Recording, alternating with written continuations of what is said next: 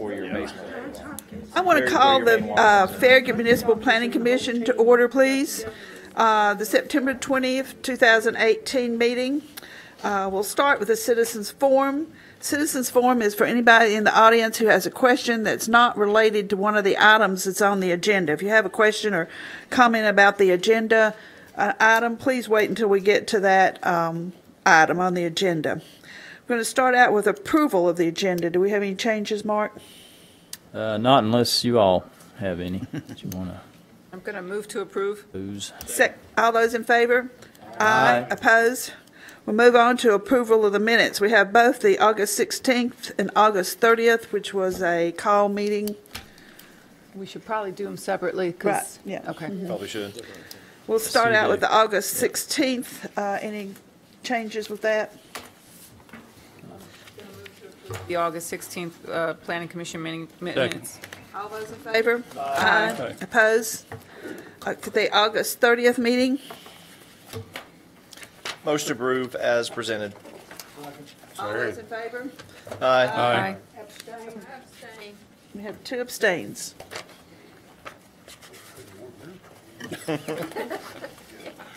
Move on to item number 4, approval of utilities. This was something we workshopped last month. Verizon installation of underground conduit along the north portion of Kingston Pike from Lovell Road to Rustgate Boulevard. MCI Verizon applicant. It was an item that the applicant had to wait through the whole agenda last time, so I promised them I'd put them up first this time. Order. Hi, I'm Kim Sinclair. Try to be a man of my word. So We appreciate that. But this is a project we talked about it last month. It's a project that extends well outside of the town, but the town's portion of the project would start at Lovell Road, and it would basically be a directional bore on the north side of Kingston Pike all the way down to Rustgate Boulevard in Village Green. There's a couple of side links as well, but mostly that's what it involves. The boring would be to a depth of at least 36 inches, is my understanding, and it would be mostly for the provision of a 1 to 2 inch plastic conduit for Verizon. The remaining comments from the staff are at your places. There's 5 comments. The staff does recommend approval of this project subject to those 5 comments being addressed. I know they're working on the letter of credit. Kim and I have been going back and forth on that. The traffic control plans, that's something that our town's engineering department would need to work with them on and make sure that they have a good traffic control plan for any work that they're doing in the rights of ways. They'll have to also get a permit from TDOT, for the work. And then just adding a note on the plans talking about repairing any damage to the satisfaction of the town's engineering staff. Notifying the affected entities, especially the businesses and the access, and make sure there's no disruption to any of the businesses along Kingston Pike. And then, as we would with any project, have a pre-construction meeting on site to look at any areas of special concern. We all know that the area in front of the Campbell Station Inn is something that they'll be boring under the sidewalk there. Is what they're proposing. Again, it should be to a depth that it wouldn't affect the sidewalk, but that's an area of special concern. We want to make sure that nothing happens there that could affect anything related to that project or any town infrastructure. So with those subject twos, the staff, as I mentioned earlier, would recommend approval of this utility installation.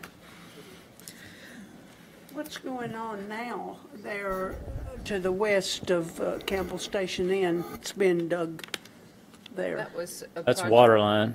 That's It's water related line? to the town's project. Yeah, that's actually related to what we're doing. At Campbell Station. There was something we approved Yeah, a few there's months KUB, ago. but they haven't proceeded with that yet. Okay. That's what I thought it KUB. was, but this is, okay, this is really, okay. I think it's the water line actually on that. All right. Yeah. Planning Commission have a question of Mark about anything he said? Be that much digging when you're doing this conduit as is being done for that water line? Well, what they're proposing is a directional boring, so Boring. they'll have to come up some. There will be some They have to be able places to where get down they'll underground and then they'll bore. be And they They'd come coming out on the up. other end. So you And have then holes pull it every through. Yeah, they don't period. dig a ditch. Okay. Yeah, but they do have holes periodically to be able to. And push bore. it through. They put the boring machine down Yeah. and bore. Okay. It should have fairly minimal impact actually to anything on the surface. Thank What you. are these things supposed to be? I have a Is that question. where they're gonna have Mark, people come up and, As I drove down the length of this proposed work, I arrived at the intersection by the high school just about when the high school was getting out. Yeah. And the thought occurred to me is if you're going to have work going on that's interfering with traffic at that time of day, twice a day, because you got two schools there to deal with. So I noticed you've got yeah, I know. It's in submit their traffic original control plan. plans, but I think probably that ought to be a point of interest as well. Yeah. I'm Kim Sinclair, 200 Prosperity in Knoxville. The traffic control permits, we work with TDOT on that, and if there's any lane closures or anything like that, we don't do it during those rush hour times, the beginning and afternoon of school. Thank you. Anybody else have any questions? It's always rush hour on Kingston. There's rush and more rush. Are you all okay with the 5 subject twos here? Have you reviewed Yes, those? and- yep. Okay. We've been working through them with Mark, we're good on Okay. those. Anybody else have any questions or comments? Move for approval, subject to the 5 conditions. Second. Have somebody second. Second, yeah, I'm sorry. All those in favor say aye. Aye. Oppose? Thank you. There it is. That's a directional board. Item number 5, Planning Commission review of revised Just a preliminary directional plan board. for Virtue Road from 2,200 feet south of Broadwood Drive to 700 feet the south code of for the whole Kingston line. Pike, Town of Farragut Like dashes applicant. Be presenting this town engineer, Daryl Smith. Tell us who you are, Darrell. Hello, everyone. I'm Darrell Smith, town engineer. I see yet another new face. Hello, Mr. Green. Welcome. Mark, do you have the overhead? Is it working or? Oh, goodness, I already forgot about that. Is Pam back there? Yeah, let's see. That would be helpful. Didn't even notice it. You'll recall this is the reconstruction of the first phase of Virtue Road. It begins at 700 feet south of Kingston Pike, extends southward to 2,200 feet south of Broadwood Drive. We have our plans at this time that were presented on May 17th and I think again in August at the Planning Commission. Right-of-way plans are essentially done. At the last Planning Commission meeting, you asked that we consider a roundabout at the entrance to Brookmere Subdivision. We've got a preliminary layout for that. Certainly this is not a full-blown design, but this is what we're looking at doing. Now, we may have to modify that island to the east of the big circle, modify that some. But we feel like this can be done and actually be a complement to the development without being too big of an impact on either side of the roadway. Yeah, I like it. Our first attempt on this was we felt that we needed to bring the roadway, well, we weren't happy with the first attempt. We brought the roadway up more or less. You can see the curvature on either of the two legs on Virtue Road. Also, we'd like to have raised islands at each approach.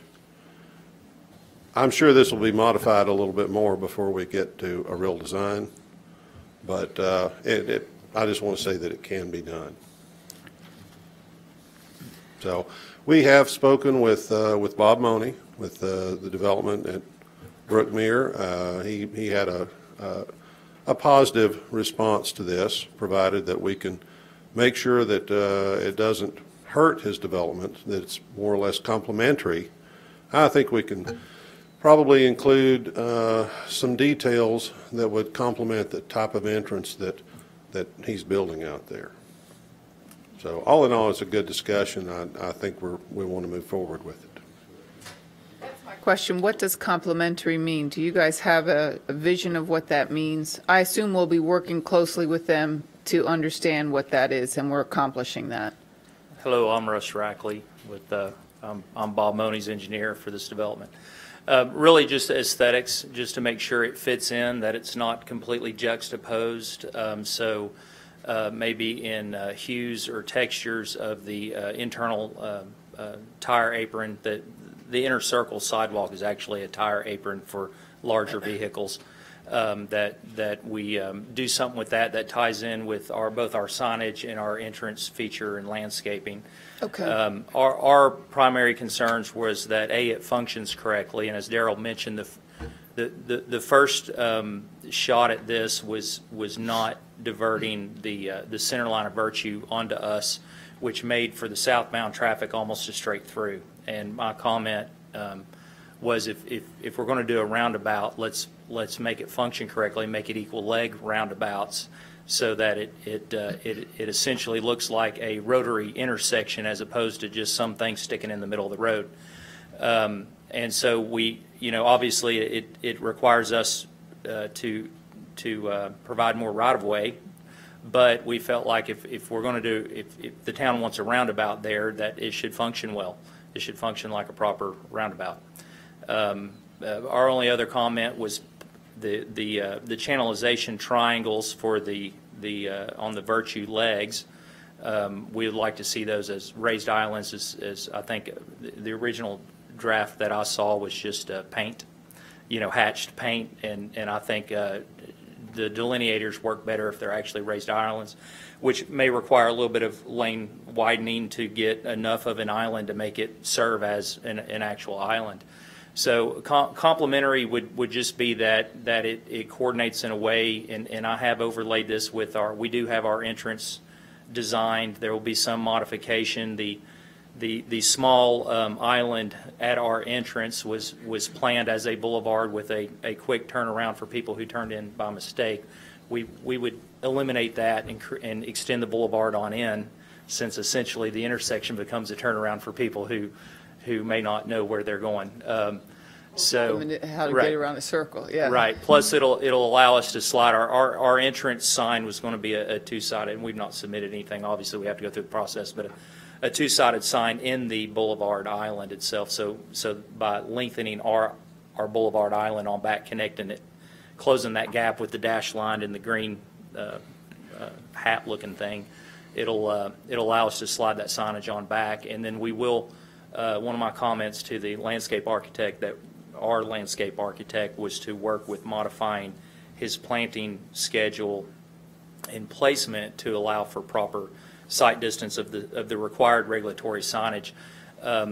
We would probably want to go through the signage again. Some of them are mandatory. Some of them may be a little bit overkill. I don't know that we want a bunch of backs of aluminum signs right at our entrance, but obviously the regulatory ones, safety ones, have to be there.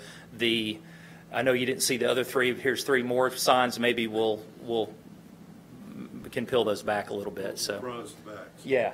Well, I mean, again, there's signage that's required, and then there's extra signage that people like to throw at things. So we'll find where that happy medium. But overall, the owners, my clients, are definitely amenable to the roundabout, and the conversation that he's had with town staff, which I was out of town, I wasn't privy to that conversation, but the conversations I've had with him was, I think that we don't have a problem with this. Our only concern is that it function well and that it looks like it belongs there. So, I would agree. I think anything where you're bringing in that residential feel, which is really what we need to try to accomplish, right, will hopefully calm and make it feel like a place where you need to kind of slow down. Right. And with that, we agree that the need for traffic calming on Virtue does exist, and the only really proper placement of a roundabout is at an actual intersection with another road.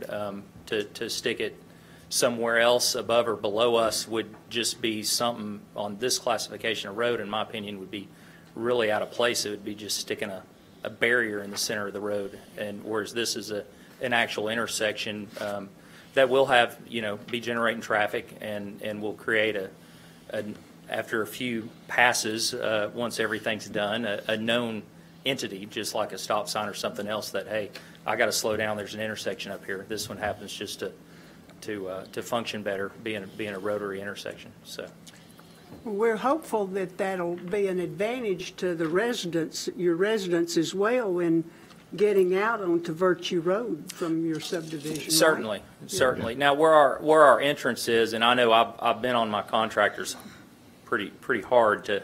We're using the existing driveway right now to get in and out as we're getting started, to get the new entrance cut in, because where the driveway is a horrific place to try to pull in and out of. So I don't want any of the residents to have a misconception that that's where we're going to tie in. It's just, it was the existing driveway, and it was the best place to get in and out to get started.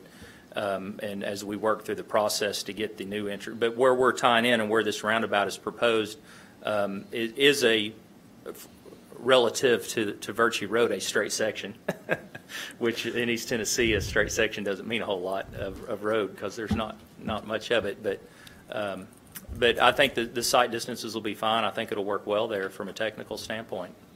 So Perhaps I missed it, but I didn't see on the previous drawing exactly where this is located along Virtue Road. Can you pull that other drawing back up again? Maybe I just missed it. See, yeah, it's at. I flagged that area in the lower part. Okay, got it. yeah, there it is.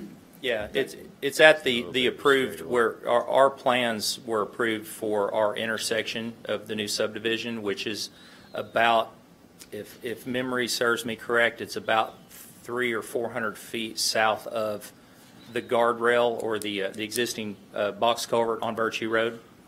So, and it may not be that far. It may only be a couple hundred feet, actually.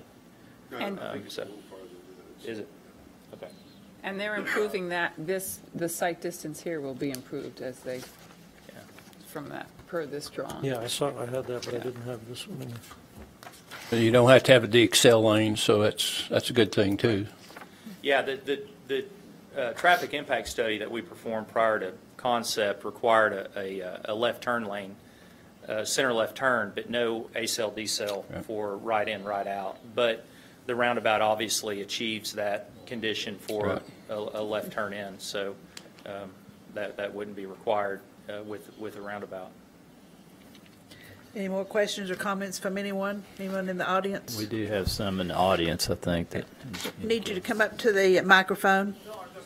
No, we need you to come up to the microphone, please.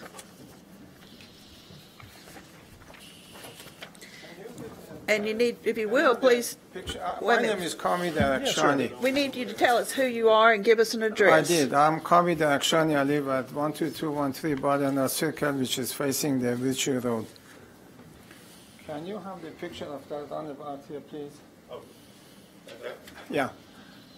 One of my questions is that golf course has a gate over there. How is that going to blend into that? No, the gate's several hundred feet on down, and that's just an access gate for them. So, but they can drive the trucks in and out? No. I have seen it. Well, but the gate doesn't line up with it. The gate lines up with the existing driveway. This isn't going where the existing driveway. This is going where our new road access is going, based on our previously approved plans. So if I want to find a gate, what would that be? You would go that way about 500 or 600 feet.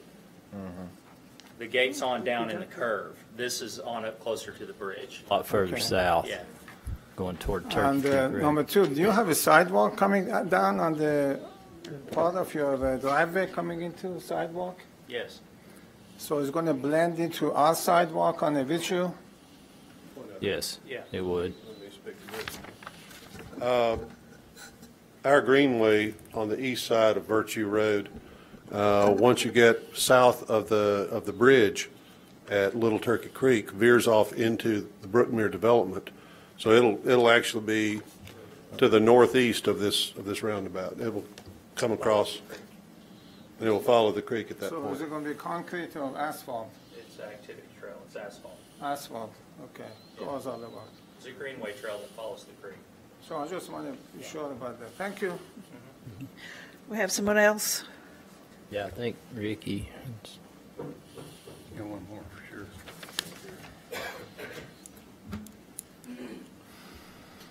sure. My comments doesn't involve the You roundabout. are in an address, please. I'm Ricky Bullock, 12217 Butternut Circle. I'm one of the Sugarwood residents that backs up to Virtue Road.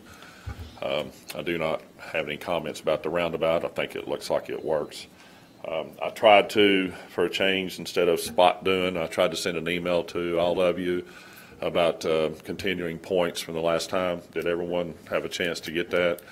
I don't want to have to regurgitate anything because I believe most of the people in here also has been able to read it. The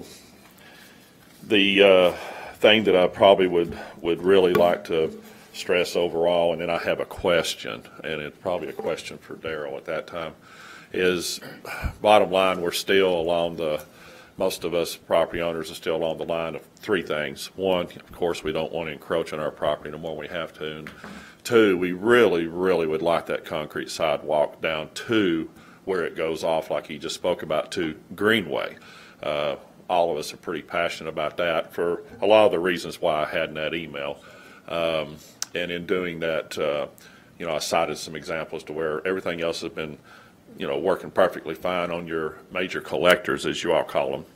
So I just wanted to stress again that all of us are really, really wanting to keep that concrete sidewalk, or at least redo a concrete sidewalk. Of course, third is the speeding. And to that, I asked about maybe going up and doing another roundabout up the other way. And I've been trying to talk with Mr. Roach over at the golf course, haven't been able to. So I don't know if the Planning Commission and Mr. Smith or whatever will be able to talk and look at that. But my other point that I wanted to ask about is I don't know. The answer is I'm pretty sure that the speed cameras, like at Campbell Station or whatever, can record speed. If that's true, I was just wondering what would be the limitations of putting cameras on Virtue, and then we don't even have to worry about a roundabout and the speed. And if they speed, click them and let them have it.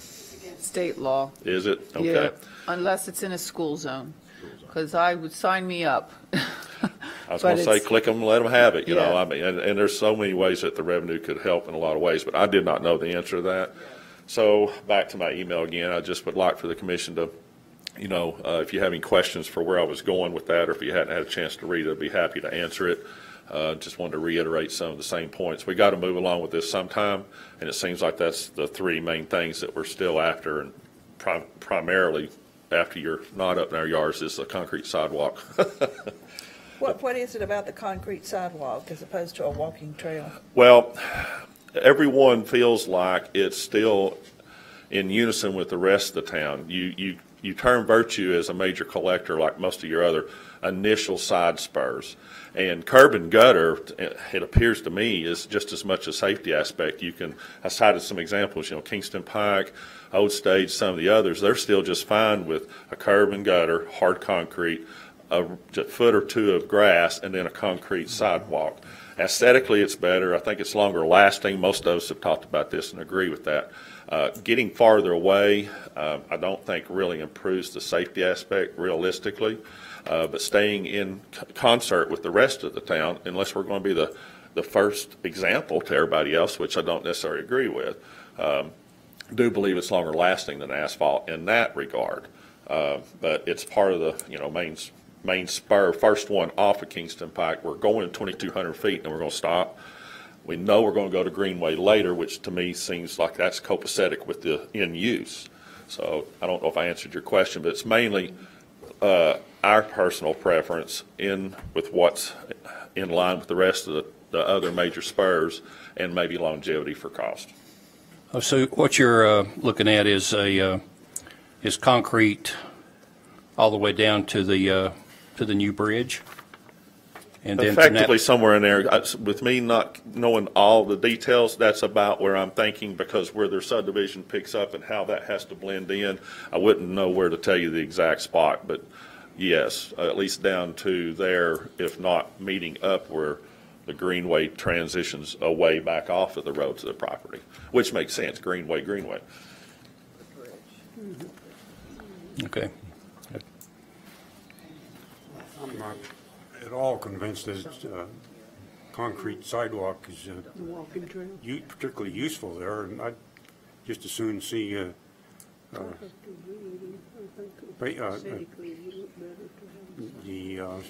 sidewalk, or Asphalt. asphalt sidewalk go all the way up to Kingston Pike rather than stopping at Well, it's Sugarwood. concrete from Kingston Pike all the way down to Broadwood right now. Do I we mean, have, that's concrete. do we have plans of ever improving, I mean, that is like, what's that, a foot of grass? The grass strip is so narrow in that location. Is it 3 feet? Do we have a vision of possibly expanding that strip at some point? I think Darrell can answer that because what we've got right there is once you start into the first curve there by the Sugarwood detention pond, the sidewalk goes right up against Oh, it's terrible. the street, and it's not curb and gutter because curb and gutter is already stopped. Yeah, The original project that was done back in 1999 and right into the first of 2000 included just sidewalk behind the curb and gutter. That's 700 feet south of Kingston Pike, right there where I've got it on that first first bullet point.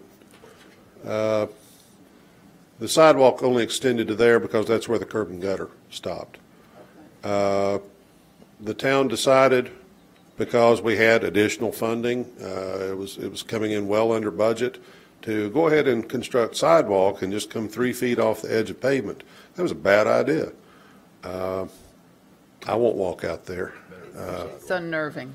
Yes. I've walked out there. But so at some point, we might address that. It's a budget item. I think at some point we will, but we do have an awful lot of other priorities that we're working on in the meantime. I am going to be a devil's advocate, although I don't disagree with what you're saying from an aesthetic point of view because it's already sidewalk. When we plan these trails and sidewalks, it's not necessarily for how it's going to be used tomorrow or next year, but how it will be used in 15, 20 years. You're not going to see a lot of pedestrian demand there right now because there isn't much of a connection from Turkey Creek. And once we get the Turkey Creek Road area kind of figures itself out, you may see more use. But I'm not entirely sure what that looks like in 2 decades. So I guess that's one of the things you think about when you're putting those in. But from an aesthetic point of view, I don't disagree with you. Well, I get that, and there's a lot of other places in comparison to where when it is heavier currently, that whatever the width is, it's narrower. Most walkers, joggers, I'm not going to say cyclists because they're all on the road, or baby buggies or whatever, they seem to pass fine. You got to realize too that a large ribbon of this, like Darrell referred to, where they had extra money, it's got to get flipped out anyway because the road widening and new curb with gutter. So whatever's going in is new, be it concrete or asphalt. That existing will not be there, but in order to go back, that's what we're asking for. That's got to come up anyway. So it's not like we're trying to keep what we have. We'd like to put back in what we did have. So. But that part there, it's not so much aesthetics. It's just in line with all the other town scheme. Yeah. And a lot of times you all do reflect your consistency, and I just felt like that was a very good point because that's one of the things that was tossed back was major collector in your road plan. So I thought it was consistent, and it wasn't an unreasonable request. So. Well, and I will say just for your just so you realize on McPhee Road. It does start sidewalk off of Old Stage. It's sidewalk on both sides, and then one side opens to a greenway trail. And there isn't anything pretty about it. It just opens up to a greenway trail. Well, there's various spots to where you can see where there's no grass, even along Kingston Pike. Yeah. Sidewalk, Kingston Pike together. And then there's places where it goes very wide. But for the other comparative initial spurs, like the others I said, pretty consistent, the 1 or 2 foot curb and gutter, concrete, everybody. Old Stage is fairly heavily traveled. those people, there's more walkers on that sidewalk than I've seen on Virtue. So I'd like to use that one as the first comparison. And you know, that would be my retort, is that's the most similar and more used at this point in time, since you're saying look at the future. So Yeah. Mark, aren't we going to trying to use more trail than sidewalk now? Because it's better on people who are actually walking and running physically? I think the key from my perspective is that you have the good grass strip separation to give that pedestrian a more of a level of safety, or at least to feel like they're safer. And then the 8-foot width of something. It could be a concrete 8-foot width section. But I do think that width is very important, because I know as a user of these kind of facilities, when I come across like a double baby stroller or something, if you're on a bicycle, if you're trying to truly have a multi-use path for recreational bicyclists, you can't do it if you got a 5-foot sidewalk. So I think we need to think about what kind of standard. We can't really do anything about what we've already got, unfortunately, in a lot of cases.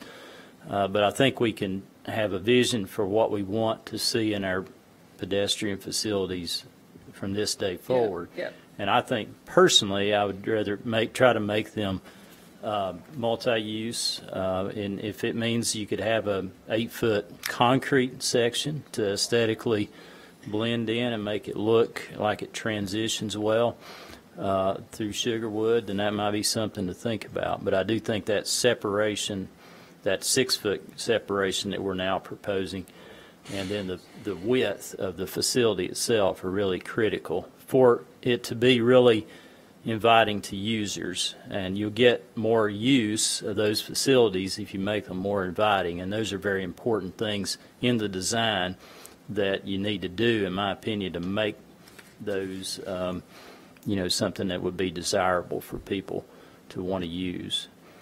I agree with you, Mark, and I appreciate that. And I'd make one point back to my email about 6-foot grass, 8-foot width pathway. That's 14 foot. That's quite a bit to play with to achieve both what you and I both are speaking to, in my opinion. So that's quite a bit to work with without really setting these guys out a whole lot. 14 feet, just in layman's terms, thinking of dumbing it down a little bit. That's quite a bit of space to still get you some grass, have a wider path, but still not take up as much as what we're seeing proposed. Because we started out, as y'all may remember, with these plans with 12-foot path and I think it was an 8 or 10-foot grass strip.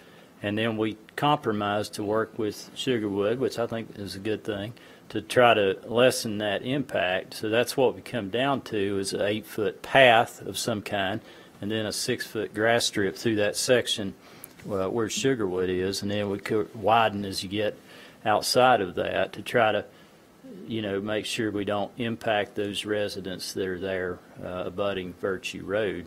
So to me, I think it's a good compromise that the town is, Daryl's proposing, and our design engineers. As far as what kind of material that 8-foot path ultimately is, I think, for that short of a section, it is true that walking or running on concrete is going to be a lot more harsh than asphalt. It's about 10 times harder than asphalt.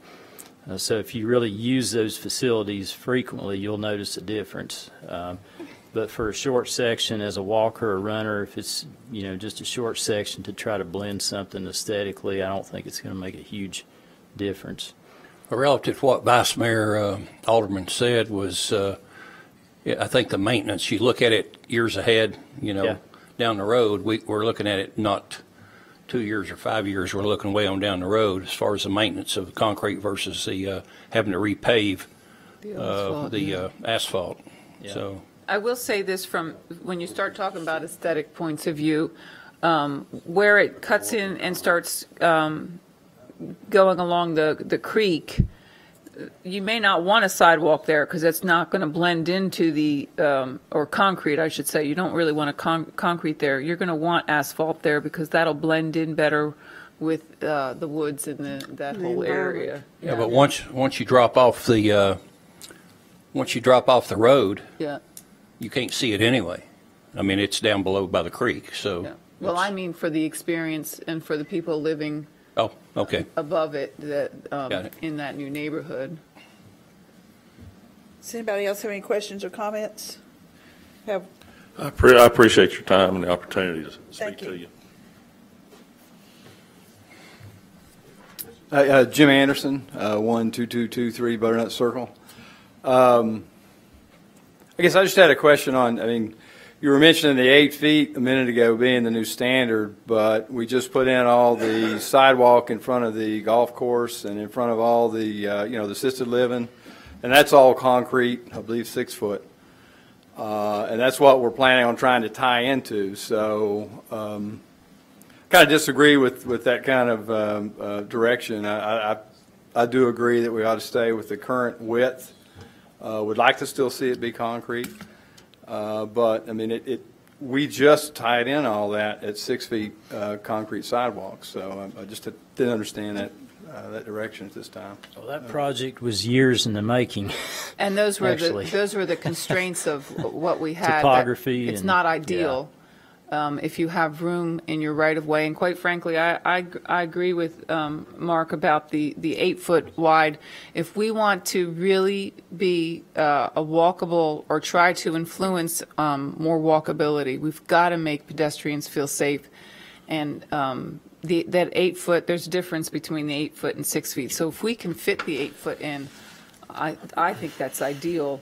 But everything's we're doing Smith Road right now, Smith Road, and we're going to have to compromise on the width of the, because we're dealing with a drainage ditch and right of way, and there's only so much section to work in.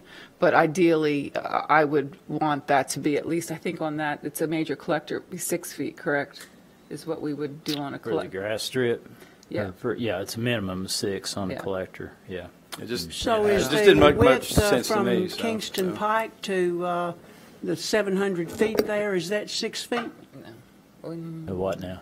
The grass Width strip? of the sidewalk from Kingston Pike, the 700 feet. I think that sidewalk's 5 feet, isn't it, Daryl? 5 feet. It might even be 5 feet. I don't know.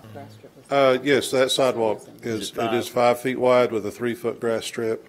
3 foot strip was standard for a long time. Only a few decades. It's accepting that curve. On the curve, it's right next to the road. Yeah. Well, in the curve, there's no curb and gutter. It's 3 feet off the white line. That's what I said was a really bad idea. And of course, it's impossible to maintain that because the utility trailers, as they go by, they drop a wheel off right there, and it just stays a mud bog. I know it's been pointed out there are places, 3 foot grass strip has been the standard. If you're anywhere on Kingston Pike, that's people are driving at 60, 65 by you. That's pretty scary. The best place to be there is where the guardrail is. Right. Yeah. I will say that as you go on Kingston Pike out here from Jamestown to Concord Road, that was put in with sidewalk right up against the curb and gutter. The reason for that is back at that time, the town had very limited resources, very limited public works. And the town administrator at that time wanted the sidewalk right up against the back of curb simply because he didn't have anybody to mow it. So it's unfortunate, looking back, that that's the way it was done. I did it, but I was told to. So, but at that time, the standard was 3 feet. So what are the plans to transition from the 5 feet to the 8 feet sidewalk? Well, you just taper it out. Just taper it? Yes. Okay. Well, that's starting in. Pardon me? Where will that start? Are you going to start there where you lose your 3 feet in the curve? Oh, we'd probably just we would just start at the end of the 5 foot sidewalk and taper it out to 8 feet. That's right. And probably over 20, 30 feet, something like that. Oh, you mean where the curb and gutter's at now? Right. Where the cross-through's at? Right. This project will end where the curb and gutter is now. Okay, so you'll start right there and taper it to a larger or wider sidewalk? That's correct. Okay. And you'll have the grass strip? Excuse me, yes, we are planning on a 6 foot grass strip. Be Sugarwood, and it's wider That was when you get outside of that area. I think it's 8. Okay, yes, that was an accommodation for the Sugarwood residents. Because the first time we brought this to you, we were looking at a 12 foot path with an 8-foot green strip, but as you got closer to the Sugarwood lots, we reduced that to a 10-foot trail and 6-foot grass strip. After that first meeting, we reduced it to an 8-foot trail. Okay, my question is with the, when you come where the curb and gutter starts and you go down just a slight amount of space, you'll run into the drainage, I guess it's a manhole, and then you'll go on down to where the other crossover's at and you've got another manhole. Right. And are we going to have to move this in order to get this kind of spacing? I'm not sure I understand what, when you say a manhole, is it drainage related or? I think there's sewer. I know there's a sewer line through there. Sanitary sewer through Right. there. First Utility we'll be working with them to make it work. I went out and measured it, and you're going to be right on top of it with these specs. Okay.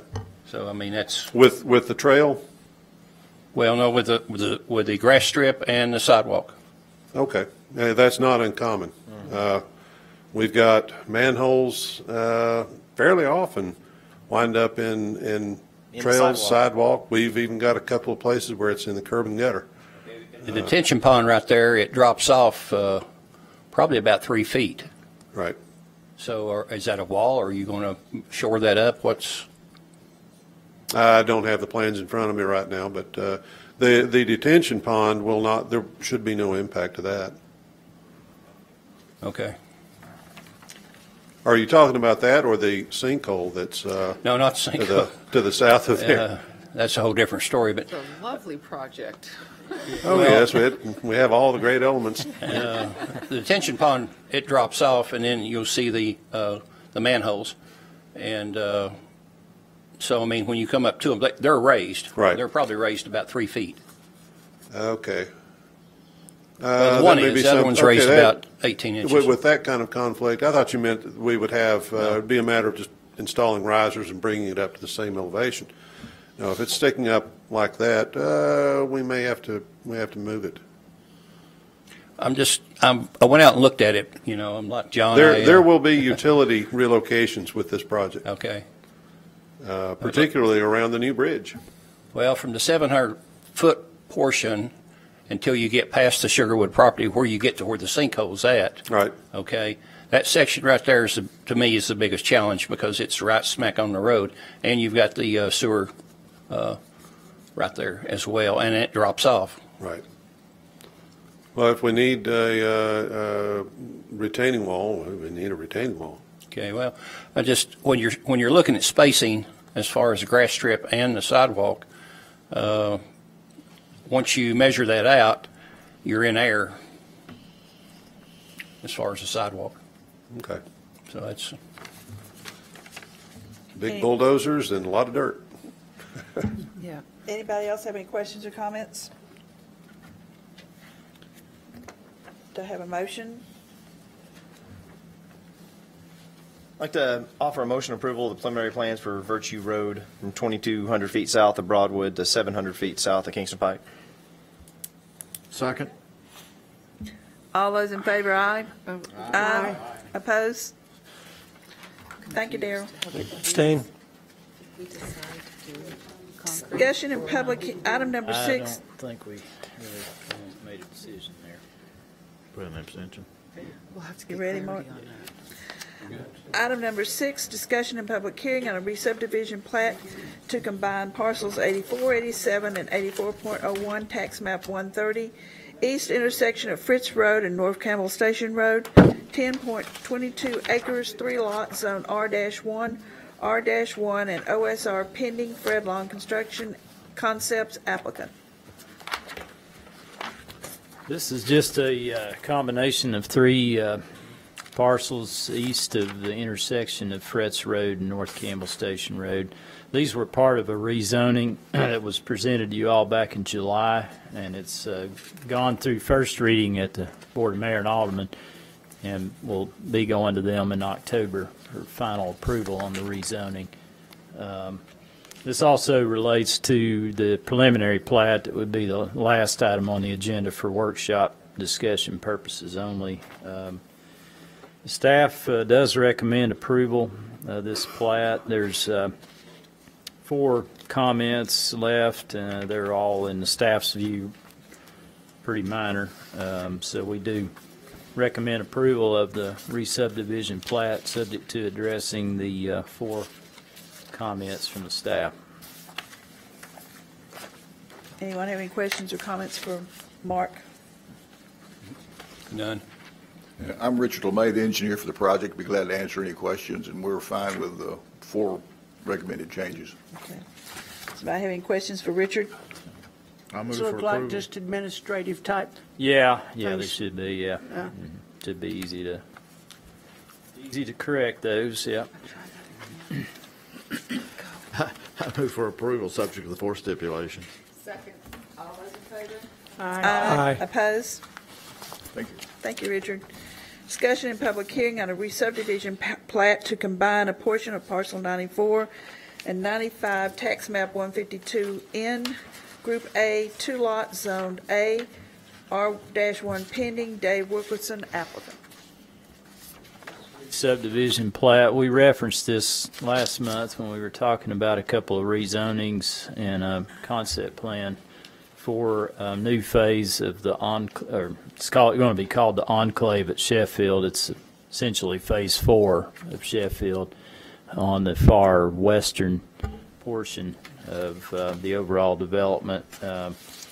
This re-subdivision plat basically is moving a property line to the south to create basically the tract that will become the Enclave at Sheffield. So it's basically involving the original property line is here, and they're basically just moving it down here, which obviously does affect this parent tract to the south.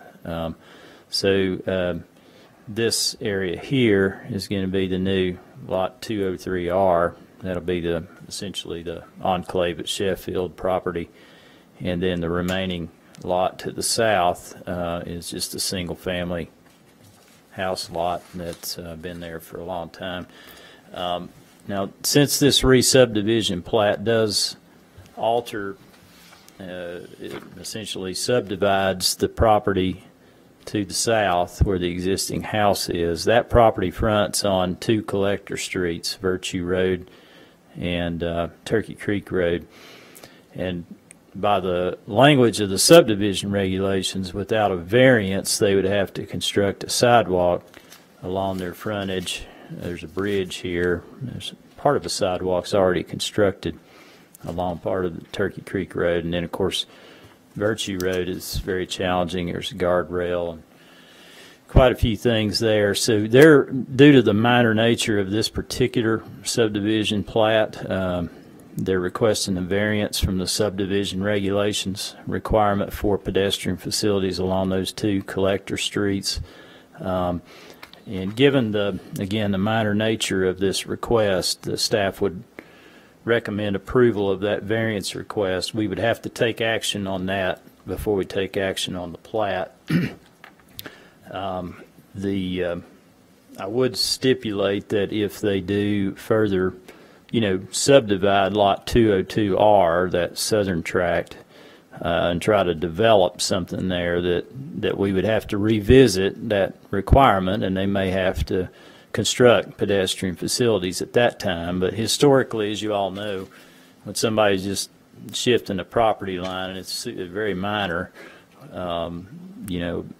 we don't typically, they can certainly would have grounds for, in staff's opinion, a variance, because what you'd be asking them to do in relation to what they're proposing with their property is kind of, out of kilter a little bit. So we would recommend approval of that variance request at this time based on what they're proposing. Have a motion on the variance. I move for approval of the variance based on the minor nature of the re-subdivision, and also recognizing the fact that should lot 202R be further subdivided, the requirements for the pedestrian facilities along that the collector streets be reassessed, revisited at that time. I'll second. All those in favor? Aye. Opposed? Okay, And in terms of the plat itself, I think it was just obtaining signatures and just the understanding that this drainage easement, which is existing, obviously, it comes right through here, is going to be relocated as a result of the development of the Enclave Sheffield. So those two comments, the staff would recommend approval of the plat itself. you got any questions or comments about that? To have a motion? Motion to approve the plat subject to obtaining the signatures. Subject to the 20-foot drainage easement will have to be modified and replatted when 203R is developed. All those in favor? Aye. Opposed? Okay. Item number 8, discussion in public hearing on a request to rezone parcel 95 and a portion of parcel 94, tax map 152N, Group A, end of Thornbush Lane in the Sheffield Subdivision, 6.72 acres from R-1 and A to R-1 OSR. Dave Wilkinson, applicant. And we talked about this last month as a workshop item. Basically, this rezoning is related to that re-subdivision plat we just looked at. But basically, the property was currently zoned R1, and as part of the development of Enclave, they're requesting to rezone all of that northern re-subdivided tract to R1 OSR to be compatible with the development that they're proposing. The remainder of Sheffield is zoned R1 OSR, and the property itself that is affected by this rezoning would appear to be compatible and a good candidate for the OSR overlay. It's consistent with the future land use map and the surrounding plan of development, so the staff would recommend approval of Ordinance 18-14 in the form of Resolution PC-18-15. Anyone have any questions and comments? I'm going to move to approve. Second. All those in favor? Aye. Opposed? Move on to item number 9, discussion and public hearing on a request to rezone portion of parcel 94, tax map 152N, Group A, 3.6 acres from A to A-1. Dave Wilkinson, applicant. I'm sorry, who seconded that last motion? Okay, I missed that, sorry. This item also was workshopped last month. The southern tract that's part of that re-subdivision we looked at earlier, that property is zoned agricultural right now, and as a result of shifting that property line, the remaining area is a little over 3 acres, and that is not a compliant parcel size for agricultural zoning. So in order to not create a non-conforming situation as a result of the re-subdivision plat, the request here involves rezoning that property from agricultural to rural residential, just regular R1, which is consistent with the use of the property. Currently, it's a single-family residential use.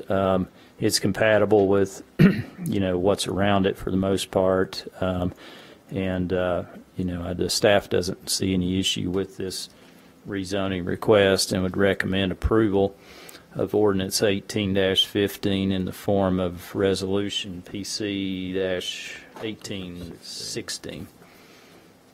So moved. Second. All those in favor? Aye. Opposed? Mark, I assume these will be not on our next agenda, but our first October agenda. October, yeah. Item number 10, discussion and public hearing on a preliminary plat for the Enclave at Sheffield, Parcel 95, and a portion of Parcel 94, TaxMap 152N, Group A, end of Thornbush Lane in the Sheffield Subdivision, 6.72 acres, 18 house lots, and 3 open space lots, zoned R-1, R-1 OSR pending. Dave Wilkinson, applicant. This plat will need to consider a variance request. As you all know, we had this on as a workshop last month. It was actually a concept plan because the applicant wanted to get some feedback and see if their general layout and design would be acceptable, and it sounded like the commission was in general agreement with what they're proposing. And one of the things we talked about, as you know, in the subdivision regulations now we have the requirement for vehicular and pedestrian connectivity. They're obviously satisfying the pedestrian connectivity. They have walking trail that will be tied to an existing walking trail that was constructed as part of Phase 1 in Sheffield, and that's over here. I think they've worked that out, my understanding at least, with the Homeowners Association to try to get that connection. And then they'll be constructing sidewalks internal to the development and to Enclave on Thornbush Lane, which is the stub street that comes into this property. And then they're also constructing a walking trail that will terminate there on the south part of the property right before they get to this pretty wide ditch. So one of the things we talked about was the opportunity to try to have a vehicular connection somewhere so that you'd have more than one way in and out of this phase. Of course, the whole Sheffield subdivision has only one way in and out, unfortunately. But we looked at different ways to try to achieve that connection. Really, you got open space to the north, you got the creek to the west. So the only possible logical location for vehicular access would be somewhere to the south. And there's a very large ditch through there. And there's actually a 70-foot drainage easement. So the applicant's requesting a variance from the requirement for more than one way in and out due to the fact that they don't, they have this severe topographic issue that would, effectively prohibit a connection to the south. I mean, anything's possible, but it would be a real undertaking and a huge undertaking to do that. So that's the request for the variance and the rationale for that. And if you all have any questions. Do you want to handle that before we talk about anything else? Yeah, you'll need to act on the variance and then the plat itself. Yeah. Does anybody have any questions about the variance? I'm going to move for approval of a variance from the requirement for more than one vehicular access into and out of the development due to topography and the number of lots proposed as part of this phase of Sheffield. Second. All those in favor? Aye. Opposed? And now on the plat itself, as I mentioned earlier, this is essentially Phase 4 of Sheffield. It's 18 house lots and 3 open space lots. The diagonal lines are the open space lots. They're at the entrance into this phase, and then along the western portion of the property, which is where most of the nice tree cover is. Most of the property is an open field. As you get back further to the west, there are some trees near the creek, so having that as part of the open space would offer more protection for that area.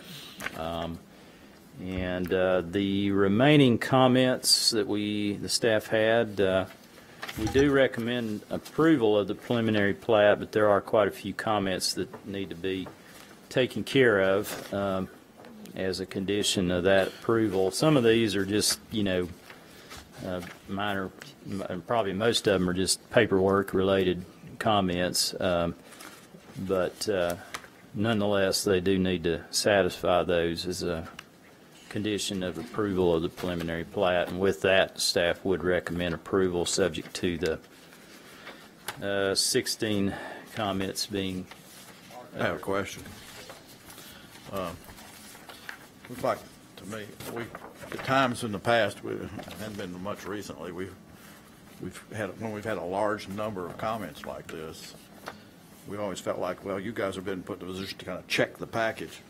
I look at some of these comments as an engineer, and what have you. I look at this looks like a incomplete in some respects because there's they're simple and they're administrative, but it tells me that there really hasn't been a good cross-checker, from drawing to drawing or what have you. Mm-hmm. Were any of these comments previously made and not taken care of? Yeah, some of them. And this is a confusing, it is a confusing phase because they're trying to deal with handling open space in 3 previous phases. And so it is, in fairness to them, it's a pretty complicated related project because of just having to piece together the previous phases and open space and coverages and things like that. But yeah, it needed to be a little tighter, obviously, throughout the submittal process. I just want to see a trend where we're starting to revert more to where you guys are spending valuable time checking things rather than commenting. That's a good point. That's a good point. Yeah. So, I don't say I'm going to hold up on this, but I just wanted. Yeah, there are a lot of probe comments. that area. Yeah, that's a good point. Number 3 seems to be kind of troublesome. Yep. No, that, And that's one of the things that it has been challenging to try to figure that out. administer, even from a staff's perspective and just looking back at the previous plats. So that's one thing that it's normally not this complex in the OSR because either it's a new development or it's property that was all at once zoned OSR. This is property that wasn't originally zoned OSR, so they're kind of having to add it into the whole add it thing in, and then change how it relates to the previous zoning and open space requirements for the previous zoning and things like that. So like I said, in fairness to them, it's that particular aspect of this plan is pretty complicated. to amend the entire, the final plat of the Sheffield to include this phase in and then show that calculation? Is that something that's required? Mm-hmm. Yeah, that's what that comment 3 is really talking about. Okay. Is just trying to, essentially what they need to do is just go from the calculations that were summarized with phase 3 and build and, kind of take it from there. Okay. And, Well, I appreciate your explanation for this being very complicated, but when some I of the see other this comments long they list, probably I'm should have wondering if the urgency, is there yeah. an urgency to I'm sure for get the on with this applicant today? there's an urgency. I have a question. We have quite a few comments here. Has the developer acknowledged the comments and has committed to you to That's what we're about to ask you. resolve these issues? Well, we sent them when we sent you all the comments, because I always send the applicants their comments. I don't want there to be any surprises. So I guess Rick can. I guess perhaps the question should be, are there any of these comments that the developer may take issue with? That's probably a better question. That's a fair question. No, we're fine with the comments, and we'll take care of each and every one of them. I just want to address your, ma'am, the urgency of it. We've got to get your name and address Oh, on sorry, the record. I'm sorry, I'm Rick Wilkinson, 233 Upmont Road. And I just wanted to address your thing on the urgency of it. Just with the weather coming up, we want to go ahead and get the property closed in October and try to do some grading before Thanksgiving, Christmas. And we'd like to, have a good head start next spring to just build earlier. And we've worked on this for a very long time, the open space requirements and the stuff Able to clear this up right away then? Oh, yes, ma'am, absolutely. all that stuff will be cleared up in just a matter of days. Okay. Ruth Ann, And we hope to, go to I think we have to go to the Mayor of Aldermen's meeting in the 2 in October that Mark October, explained yes, to me. That's right, on the rezone. And we'd be Well, I ready to don't want close to right hold after you up, that. over comments, but I just don't like to see a long list like this. Yes. Well, It's a Ruth Ann, lot to my- digest. I understand. My comments are pointed more toward a general comment about getting into a trend. As I said when I prefaced my remarks, I didn't see a reason to hold it up for that. Sure. But Thank you. again, and on that basis, I'd recommend approval because we have of the preliminary plat subject to the 16 stipulations, because we also have in there being satisfactorily addressed as verified in writing by the town staff. Right. And it is not complete until all of these are Sure. finalized Yes, and ma'am. approved by the town staff. Yeah, we So, understand that we have to meet every one of those guidelines, and okay, we will. before you can move on. Sure. Okay. Exactly. Have the motion. Mark, I have a question for you. Yeah. The street lighting, we had an issue with Bridgemore in that special meeting where we've Right. expanded That's and right. then the street lighting ended up being in the right-of-way. Is that an issue here? Well, Sheffield they need to match what Sheffield has because it is compliant with. Okay, so the- placement of the poles is Okay. compliant in Sheffield, yeah. Okay, so it's not an issue where we have to worry about right-of-way and, okay. No, not in making this sure. case. I mean, that is something we need to think about in the future with our lighting standards, but they'll be trying to match Sheffield. We just Okay. need to see the fixture and really an exact placement of the poles to demonstrate that they're at least 10 feet from the back of the Right. curb, yeah, edge of pavement. Anything else? Anybody else have any questions or comments? Have a motion? I thought I made a motion, but I'll make it again. Let me get that. I recommend approval of preliminary plat subject to the following comments: 16 stipulations be satisfactorily addressed and verified in writing by the town staff. All those in favor? Aye. Opposed? Thank y'all. Appreciate it. Item number 11 is for discussion purposes only. It's a discussion on the preliminary plat for Campbell Crossing, 10.22 acres, 22 house lots and 2 open space lots, zoned R-1, R-1 OSR pending, Fred Long Construction Concepts applicant. I'm going to ask a question real quick, Mark. What does R-1 OSR pending? Well, I mean, the rezoning hasn't been finalized yet. They've gone through first reading, and they'll go through second reading in all likelihood the first meeting in October to finalize that. They had that re-subdivision plat that was a condition of your all's approval on the rezoning that they had to get taken care of, and so that's why it hasn't been through the full process of the rezoning yet. So Okay. they got that taken care of this evening. And now this is just the preliminary plat. It's just for a workshop discussion. There was quite a few things missing in the original submittal, and there's still some things that need to be provided. But let's see.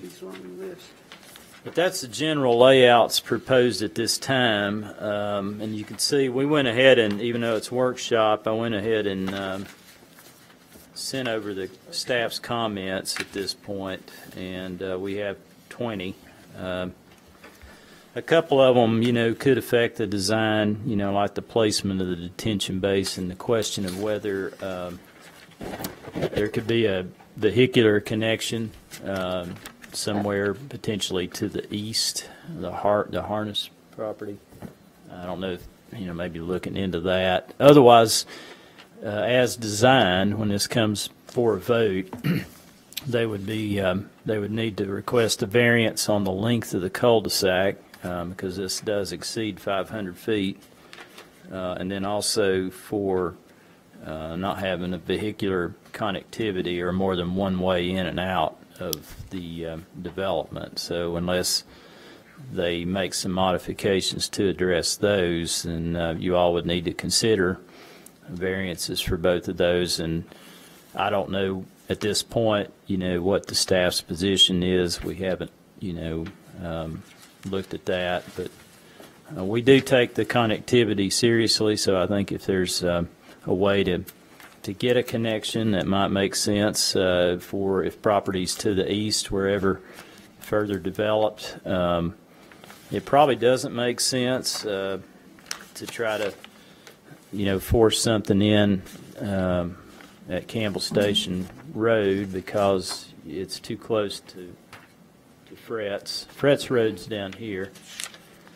So, if they tried to work something through there, it wouldn't even meet our requirements for spacing probably along an arterial street, so that may not make any sense. I don't know if looking at trying to stub something to an adjoining property that, this is over 5 acres to the east that could be developed at some point. Currently it's an existing single-family residence, but maybe, looking at that. I think topographically, obviously, when you look at this contour map, this area down here we wouldn't want to mess with, and that's the whole point of the open space residential zoning is what they requested for this, is to try to, avoid disruption to those environmentally sensitive areas. And that's one of the staff's comments, that we understand the reason why you'd put the detention basin here because it's a low spot, but try to, if there's a way to maybe spread out the stormwater runoff somehow to lessen the size and the impact to the open space portion of the development. I think that's something that we'd like to see looked at, and trying to work in maybe some better tree preservation. There's some pretty nice trees on this property, particularly to the south. And there's quite a few really large trees in this area here, and I don't know if there's a way to try to work those in somehow to the design. And then obviously down in the lower part, where a lot of the open space is pretty heavily tree covered. So we'd want to look at trying to have a design that lessens to the greatest extent possible the impact to those areas. This area over here along the west side is open space, and there's some trees in there, so that's a good use of the open space in that location. So that's some of the design challenges. I guess every piece of property has its challenges, as Richard would well attest to.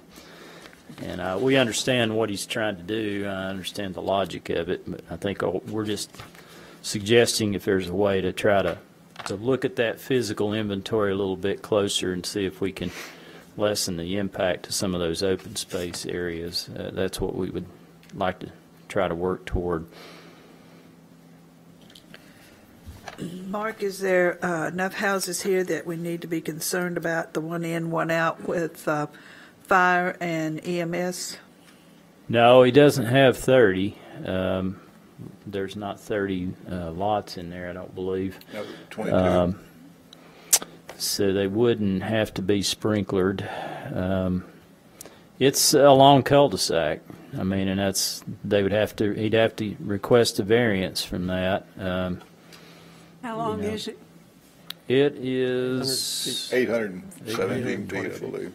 Which lots aren't we building on? Which lots aren't we building on that are numbered? 24, and, because I see that you say there's 22. Yeah, let me go back to the layout sheet. It shows it better. The area around the periphery is proposed open space. That's an open space lot. Now, he does show the part of the stormwater basin, and as I mentioned earlier, I understand the logic of it. But, in part of this open space, 'cause that's where the low spot is. But all this area that wraps around it is open space. Okay, so 24. Okay. Around the periphery. I have a question. It's just a question because you did include the street profile, and I always find that very interesting because I know it's one thing to be dealing with the street, but then you're dealing with what's going up and what's coming down. So you have that section where we have that street profile where you're taking all of this and grading this, it'll be grading, and then I don't know how from a topography map, if it's falling off on one side and coming up on the other. Correct. So there's going to be some basement lots and some, you're dealing with. We're actually, if you're looking at the proposed grading plan, we're actually trying to grade, I think, all but 4 of the lots to be flat lots, not necessarily slab lots, but we're going to grade the lots so that they are basically level with the road, except for the lots toward the end of the cul-de-sac. Okay. And let me, main reason I'm here is to make the guy in front of me look better, because I have more corrections than him. But nevertheless,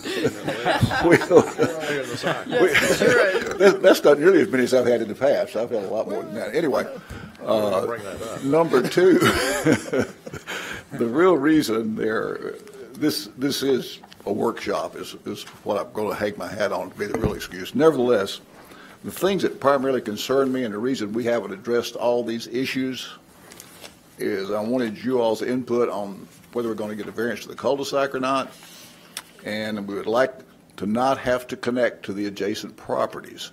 I need answers to those before we can answer some of these other questions that are Mark's concerns, but of the items that are on his list, we will work with the staff and fix all those, except for the 2 that I mentioned. And we need his input on a streetscape plan, and I need his input on where he would like the walking paths to connect. If he can come up with some better ideas than I couldn't figure it out, but we'll do whatever the town thinks as far as connecting those walking trails. But the main thing I'm interested in is you all's feeling about a variance to the length of the cul-de-sac and a variance to connection to the adjacent properties. Well, because of the narrow width of that property and the length of the layout, it looks like to me that there's hardly any other way that you can do it other than have that. I don't see where it would be productive to connect anywhere where cul-de-sac. Mark indicated on the plan earlier coming into their property adjacent to Campbell Station Road. That still is very close proximity to Fritz, and I can't imagine why somebody would want to come 400 feet off Campbell Station and then connect to Fritz through our subdivision. It just doesn't. That really didn't make logical sense to me, but we do what we're told. Down here is just ridiculous. So, I'd like to offer a comment. I live on a street that's a cul-de-sac, and it's 2,000 feet long, and I love it because we don't get thoroughfare traffic. Kids can kind of go out in the street without worrying about it. So I guess my comment is I understand from our ordinances that we have some verbiage in there about 500 feet, but a variance is possible, especially if there's topographical considerations. It looks to me like you got some topographical considerations there because you got a ditch at the end of it. But unless there's some other concern that I don't see here, I, for one, really don't see that as an issue unless it's contrary to precedent or contrary to future plans that I'm not aware of.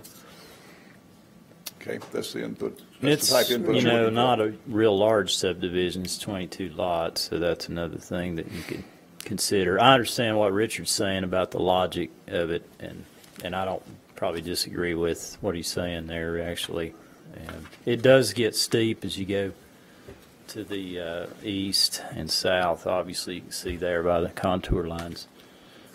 My biggest thing, I mean, those are things you need to request a variance on, but I do think the design needs to work better with the land to be consistent with the OSR.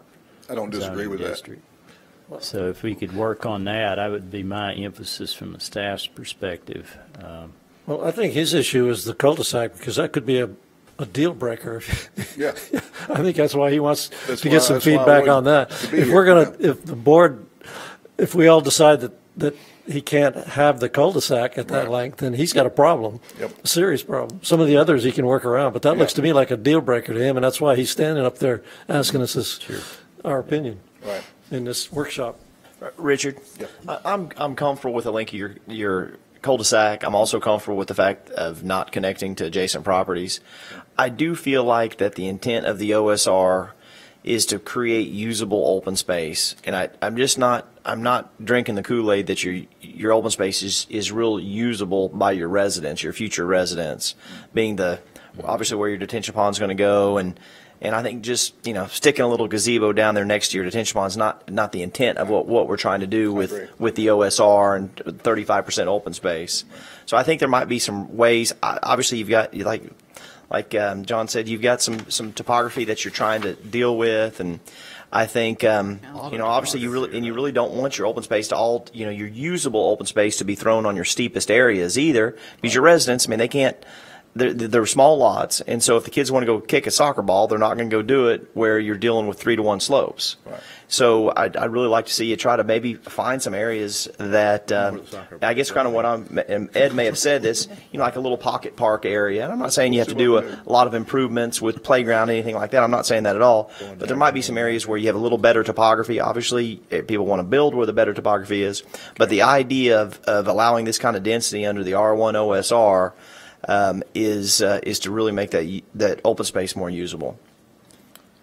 And Richard, part of your connectivity addressed also to item number 3 on our list that talked about the proposed walking trail doesn't stub the adjoining property. That's what I just showed it, and I'm going to rely on Mark to give me some advice, and whoever else on the staff would like to have input, we'll put them wherever they think it connects best, because that's a lot like the connectivity with the street situation. I can't find a real logical spot when you for say it. connectivity, I want to make sure we're including all aspects. The only place you could possibly connect would be through that lot onto Campbell Station Road. Yeah.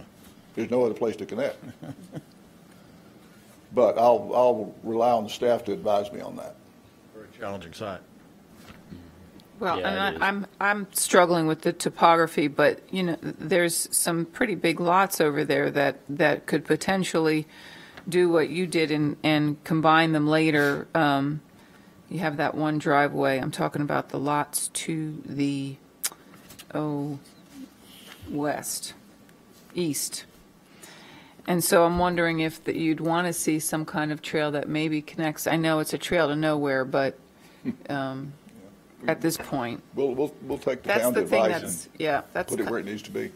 We'll have to put a pedestrian facility along their frontage on Campbell Station Road and Fretz. Okay.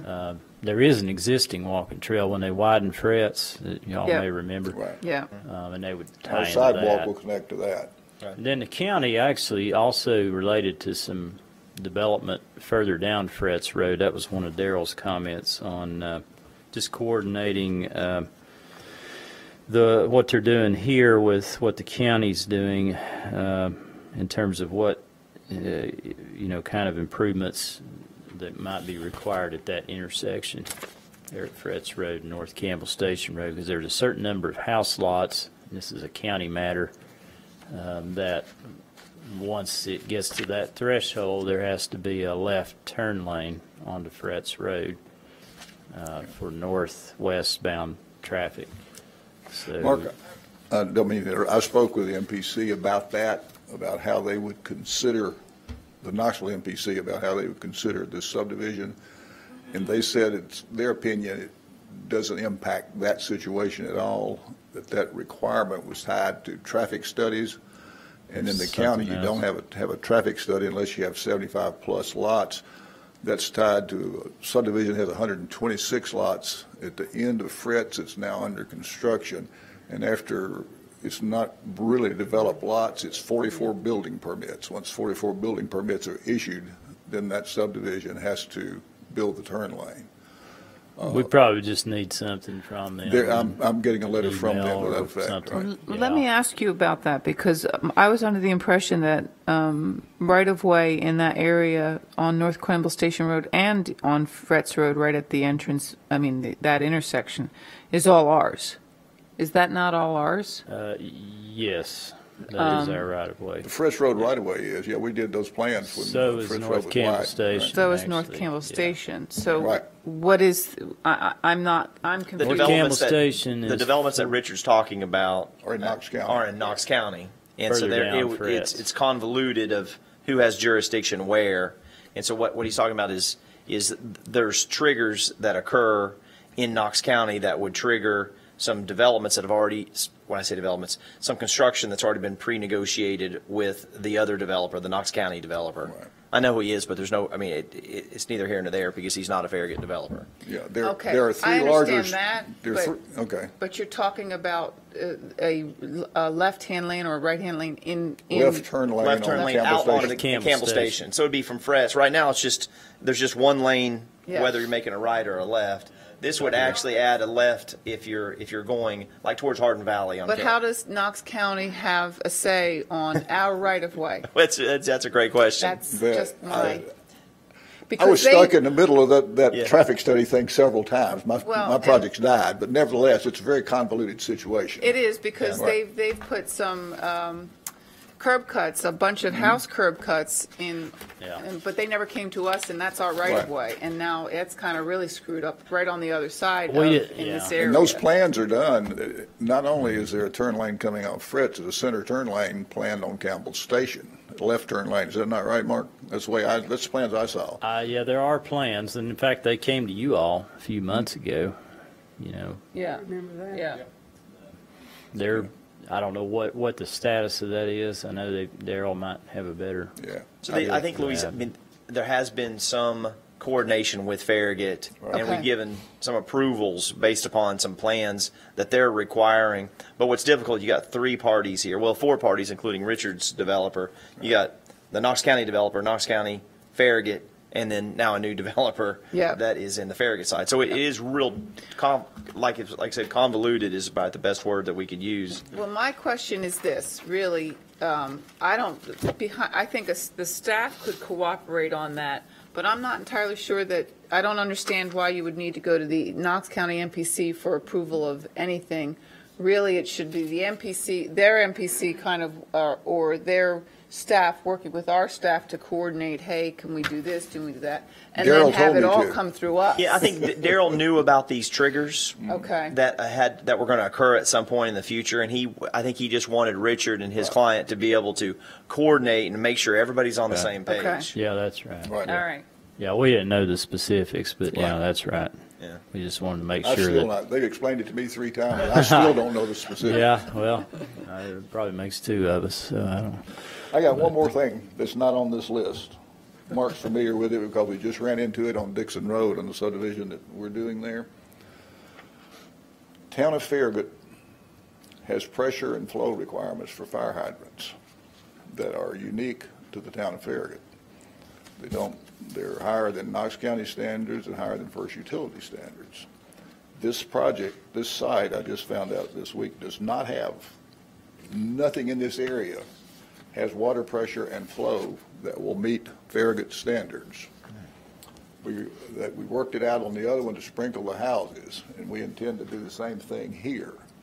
And I may not be talking to you all about this, but I don't really know where to go. But something needs to change because, we've got subdivisions all around this piece of property in Knox County using the same water. It's all First Utility District water. Yet, if we can't get some relief from Dan or staff or somebody on the requirements here, property's not developable. There's no way to increase the pressure and the flow without running a 12-inch line from on the other side of the interstate to this project. And isn't there a tower up on Black Road? Yeah. And even with that tower up there? Even with that tower. Okay. It doesn't work. I've got, First Utility just got back with me yesterday. Wow. And Mark can speak to it better than I can, but the requirement in Farragut is twice the flow that Knox County and First Utility requires for fire protection. In Farragut, it's 1,000 gallons per minute. In Knox County and First Utility, it's 500. And it's just, there's no flow there that will equal that. What How kind far of? off are we? Yeah, that's my question. How far off are you? A lot. I think we meet the county standards, but not Farragut. I think we've got like 640 or 650 gallons per minute. That's the best they can do? Best they can do. Is that part of our That's fire stretching code? it. But they're going to sprinkle the houses. I mean, we'd have to get Dan Johnson involved in It's this. really not an issue of fire protection because the sprinklers will work with that kind of pressure to sprinkle houses. And we know we're going to have to do that. I knew that when I first looked at it. Something that's we've adopted, obviously. Dan's not going, he's not just making up a number. No, I mean, but it's if something we've that, adopted the same code that Knox County has, have we not? no, ma'am. not necessarily. Okay. Not necessarily. Hey, Mark. Probably not. I mean, sometimes you might not adopt certain components of something, Yeah. and I guess Knox County, it's bigger, more spread out, so you got more situations like this that might occur in a county situation, a county setting. In the town, we've got a higher ratio because we have a more dense plan of development, and we want to have good fire suppression for people that buy houses. So I mean, unless there's a good reason to lower that standard, I don't know that I would be able to support that. I don't know enough about it, to be honest. Who would? I mean, where would I go with that, Mark? Well, it's something I think we probably would need to have a meeting with Dan and other, maybe, First Utility District, and, sit down and talk through what we're trying to accomplish, where there might be some grounds of where there might be some modifications perhaps that we could look at. Well, shouldn't we look at the source of his requirement here? Do we know what the source is? I've tried. Well, yeah, there's probably some rationale, but only Dan's going to be able It's to. the street, they got some other source. And, well, Because that's Knox County. Different municipality. According to Dan, this is based on, I think, Franklin's regulations or someplace near Memphis. I think I've discussed this with Dan several times. Hey, Mark. I think These were I think adopted from another town. not this from is Knox a County. standard, a technical standard, and we really need to, for the town, look at what the We standard should be. We have picked one, apparently, that In researching is this out of on the sync. internet, I was able to find, I think, maybe 4 places in the country that has this kind of regulation. Yeah. So I- And the rest of them do not. Richard, we're not going to be able to solve this tonight. No. I just don't know if I need to do it here or not. Why, out of curiosity, why are you opting to sprinkle these when you're well under the 30 threshold? Is it just something driven by your client? Just said, hey, let's sprinkle them. No, we don't. We can't build them without it.